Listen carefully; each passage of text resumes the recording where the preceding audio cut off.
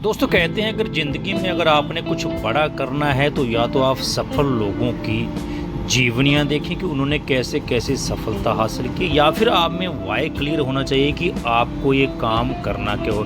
तभी आप ज़िंदगी में बड़ी मंजिल को हासिल कर पाएंगे, बड़े गोल को हासिल कर पाएंगे।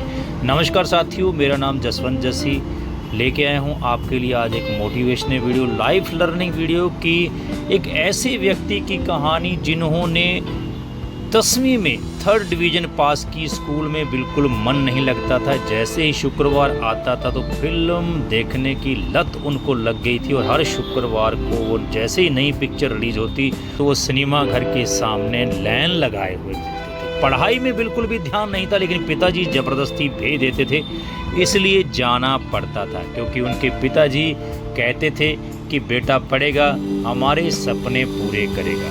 तो इसलिए पिताजी की ख्वाहिश थी कि बेटा पढ़ लिख जाए और कुछ बन जाए। इसके लिए वो लड़का स्कूल जाता था और कैसे न कैसे करके जूनियर स्कूल में, हाई स्कूल में 8वीं 9वीं परीक्षा पास कर ली। और उस समय का दौर ऐसा दौर था जहां क्लासरूम में बैठने के लिए डेस्क वगैरह नहीं होते थे। अपने घर से ही क्लासरूम में बैठने के लिए एक बोरा लेके जाना पड़ता था और क्लासरूम में खुद ही सफाई करनी पड़ती थी। फिर टीचर के लिए टेबल और कुर्सी भी लेके आना पड़ता था, खुद बोरा बिछा के नीचे बैठते थे। ऐसे ऐसे मुकाम ज़िंदगी में आए कि जब 10वीं पास करी उन्होंने और 3rd डिवीज़न से पास कर रिश्तेदारों ने ताने देने शुरू कर दिए कि ये बच्चा कुछ नहीं कर सकता, ये कुछ नहीं करेगा, इसके ऊपर पैसा फिजूल का बर्बाद करना बिल्कुल बेकार है, ज़िंदगी में कुछ नहीं कर सकता। फिर ऐसा टर्निंग पॉइंट आया है कि वो बच्चा जो है एक दिन बिना यूपीएससी एग्ज़ाम दिए आईपीएस बना और आईपीएससी नहीं, अपने सेवा काल के दौरान उन्होंने 2 बार राष्ट्रपति मेडल लिए। आखिरकार ये कैसा हो गया?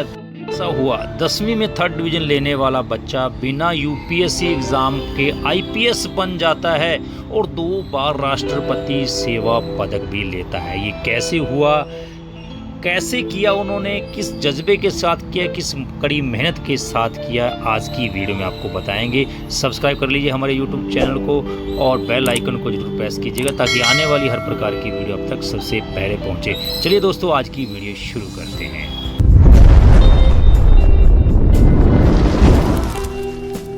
ये कहानी है आईपीएस अनिल कुमार राय की, जो कि बचपन में जिनको स्कूल जाने से ज़्यादा जो इंटरेस्ट था सिनेमा घर में लाइन लगाने का। जिस प्रकार से हमने बताया कि शुक्रवार को जैसे ही नई फिल्म रिलीज होती तो वो सिनेमा घर के बाहर लाइन लगे हुए दिखते थे। स्कूल से ज़्यादा सिनेमा घर में उनका समय ज़्यादा बीता था। फिल्म देखने की लत उनको लग चुकी थी, लेकिन ज़बरदस्ती स्कूल उनको भेजा जाता था।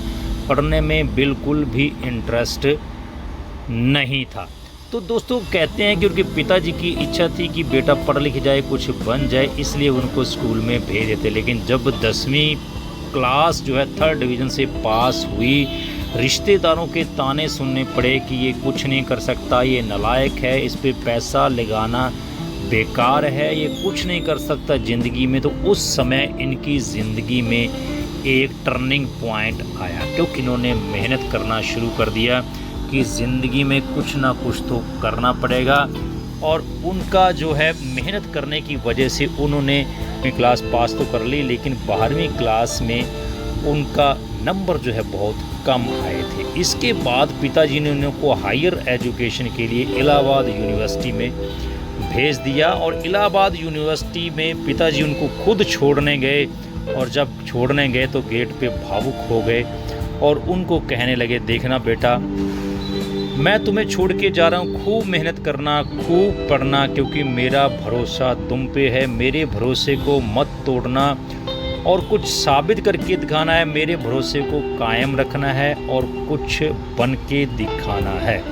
तो क्योंकि इनके ज़िंदगी में पहले ही टर्निंग पॉइंट आ चुका था, इन्होंने बहुत मेहनत की और इलाहाबाद यूनिवर्सिटी में ग्रेजुएशन की परीक्षा जो है 71% 71% नंबर के पास किया।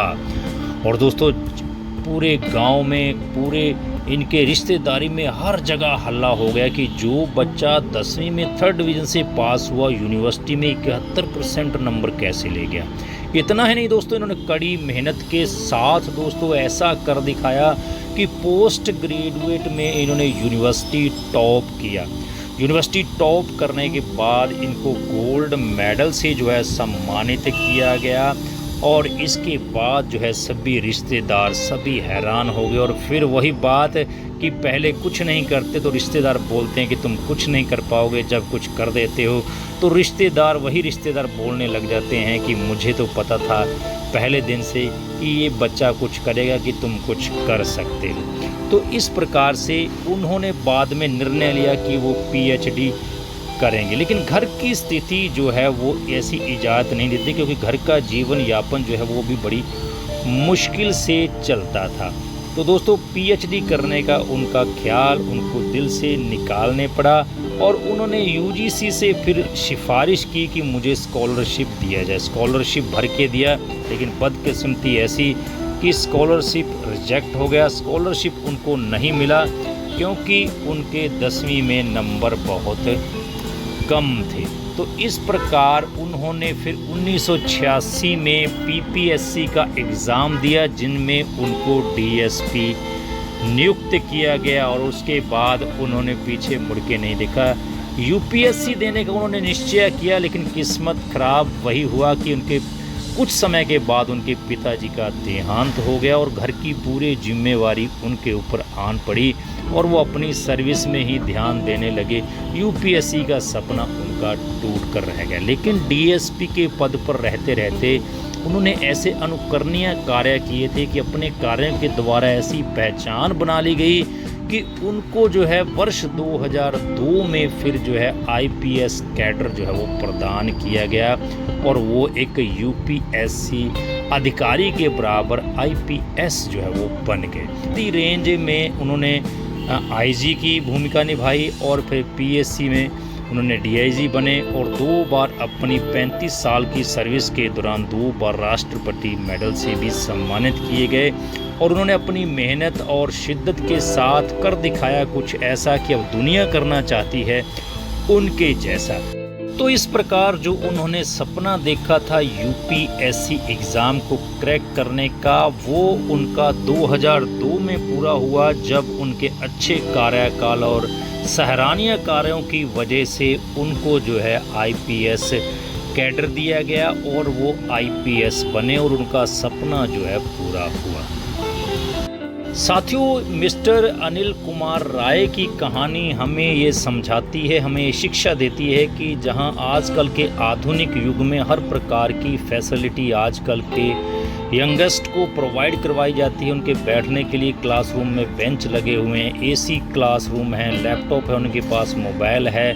तो इन सभी आधुनिक सुविधाओं का जो इस्तेमाल है वो बड़ा सोच समझकर करना चाहिए, क्योंकि आपके हाथ में हर समय मोबाइल रहता है। तो ये मोबाइल जो है ये इसके फैक्ट भी हैं और साइड इफ़ेक्ट भी हैं, नकारात्मक भी है और सकारात्मक भी है। तो आपको इससे अच्छी जगह इसको प्रयोग करना चाहिए, यहाँ पे आपको सकारात्मक इसके रिज़ल्ट मिले हैं। और आज के जो UPSC की तैयारी करते हैं हमारे उज्ज्वल भारत के भविष्य वाले लड़के, तो उनको भी इस बात का ध्यान रखना चाहिए। कहते हैं कि इंटेलिजेंट होने के साथ साथ बुद्धिमान भी होना जरूरी होता है और निरंतर जो है प्रयास करते रहना चाहिए, मेहनत करते रहना चाहिए, क्योंकि मेहनत कदम कदम पर यदि आप करते रहेंगे तो आपकी ज़िंदगी में भी बदलाव होता रहेगा। और इसके लिए निरंतर प्रयास आपको करते रहना चाहिए, मेहनत आपको करते रहनी चाहिए।